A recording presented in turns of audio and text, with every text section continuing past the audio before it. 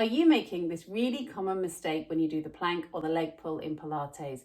If you are, here are 3 really easy ways that you can master leg pull or plank in Pilates. So, what is it? Now, I see this so often on Instagram or people that start coming to my classes, and that is the plank ends up looking like this. Can you see that? It looks like that.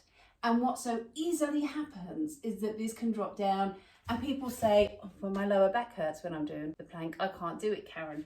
Here's what I want you to do instead, and here is why. So there are 3 things. The first is get this position right. I want you to feel that your leg pull, rather than being there, which is a kind of straight line from the top of your head to your heels, is more there. Can you notice how I've lifted my hips ever so slightly?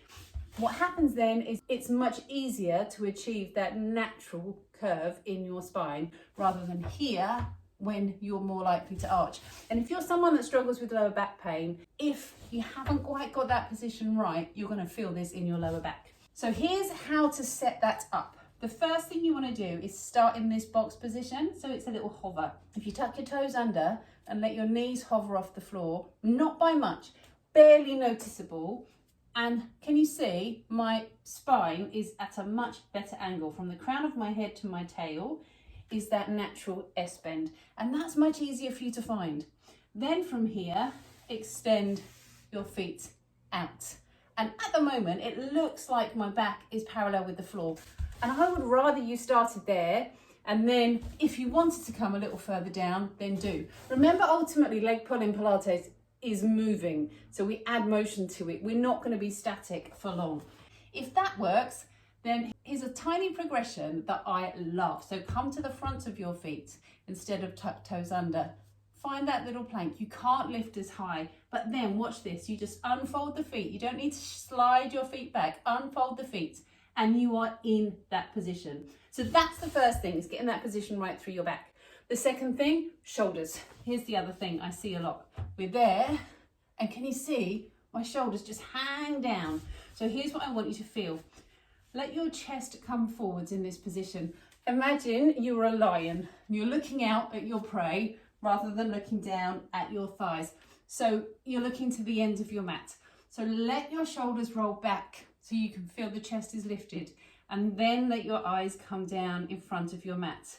Then from here, find that hover, then send your feet back. Now, it is a little harder to find that position because, oh, wouldn't that be easier there? But we want to really feel the shoulders and the armpits working. So that's a real cue for you. Shoulder position, armpits working, shoulders working. The third thing that I want you to think about is your back here. So your tummy muscles work because your spine flexes, not because you want to tense them. That's the way that your body works. That is the beautiful way that your muscles react to movement. So from your hands and knees, can you take your hand to the bottom of your ribs and gently press them into your hand? Now, we're not a big rounded back, just enough that you press, and can you feel how the muscles start to respond? Hold that thought here and here. Then come to your hover, shoulders back, feet out. Can you feel that working? And then once you get into that position, I want you to feel you pull your hips up towards your ribs. Right, I've got one last little sneaky thing. I said 3, but here's a bonus ball for you.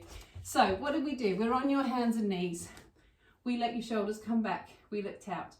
Shoulders, armpits working. Then we thought about, okay, press those ribs up a little. I can feel my tummy working now. I'm going to bring my hands down to the floor.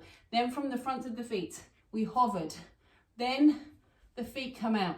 In this position, pull your hips up towards your ribs like you're pulling up a big pair of knickers. Then soften your knees, elbows, shoulders. So we're not locking those joints out, but we're soft. And as you do that, can you feel how all those muscles start to work and kick in? And your back doesn't hurt. And it's a much stronger plank. So I want you to try those 3 things. Well, there were 4 in there, weren't there? Try those extra little things. Let me know how you get on with your leg pull. I'd love to know if you find that easier and much stronger through your trunk. Feel how your core has to work that little bit harder. Thanks for joining me.